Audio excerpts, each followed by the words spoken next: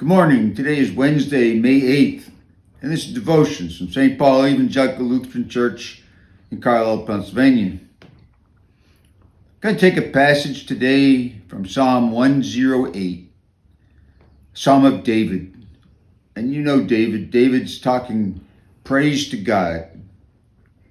So this is the first half of Psalm 108.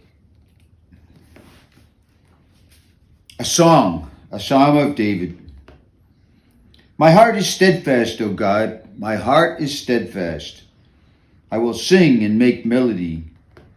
Awake, my soul, awake, O harp and lyre.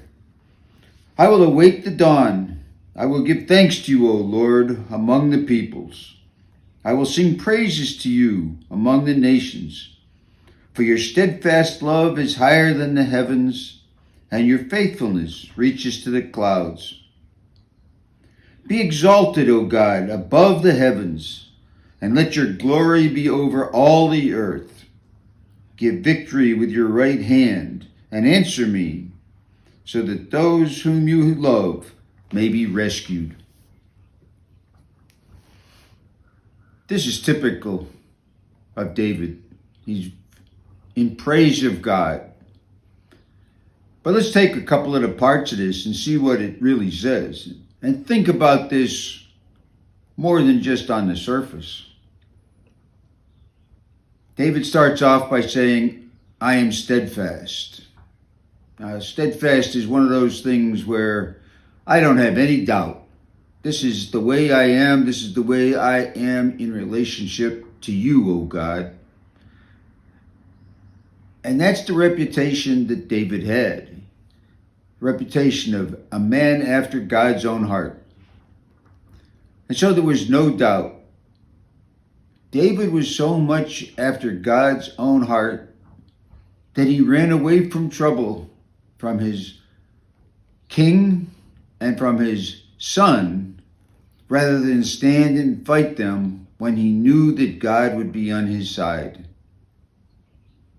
He was so in tune with the Lord, so strong in his faith and devotion to God, and he could say, I am steadfast. Now, this idea of awake, which is the next idea in the psalm, is the idea that the psalmist, David in particular, often called on the Lord and said, awake, O Lord, come and rescue me.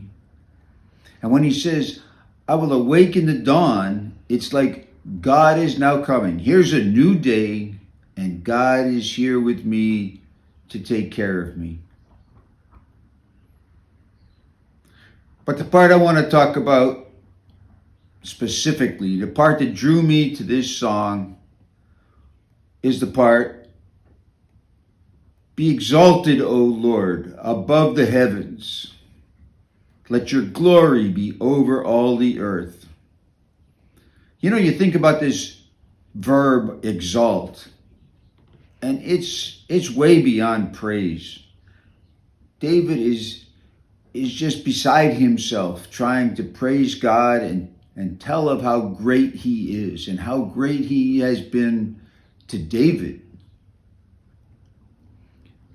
And then he says, your glory be over all the earth. We use the term glory relatively frequently, but how many times do we really think about what glory is? What is the glory of God? We think of the wonder of God. We think of the magnificence of God. We think of the perfection of God. But what is glory? Is it visual? Is it something we can touch? Is it just the idea that God is so far beyond anything we can imagine that that's his glory? Jesus said we're eventually going to share that glory. Amazing idea. But glory is not something that we should just say lightly.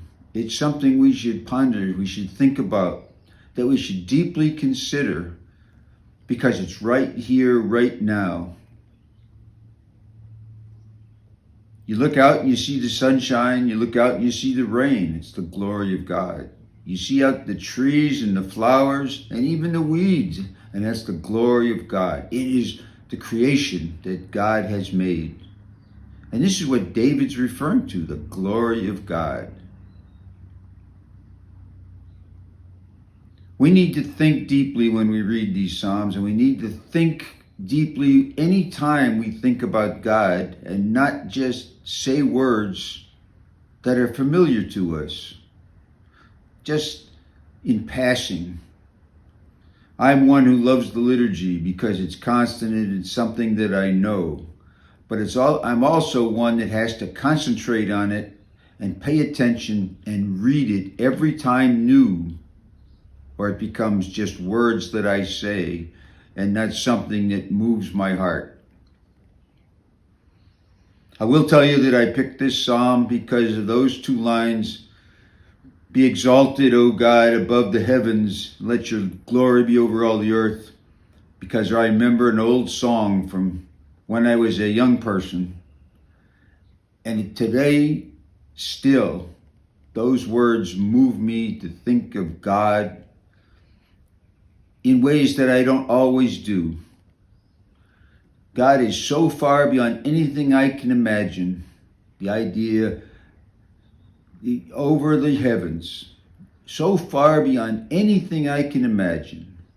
And then again, his glory, something that is so close to each and every one of us. We can touch it, we can see it, we can feel it, and we can know that God is here with us. I hope you take the time to read Psalm 108. And I hope you get such joy out of reading it the same way that I do. Because David had right. God is amazing. Be exalted, O God, above the heavens. Let your glory be over all the earth. Thank you.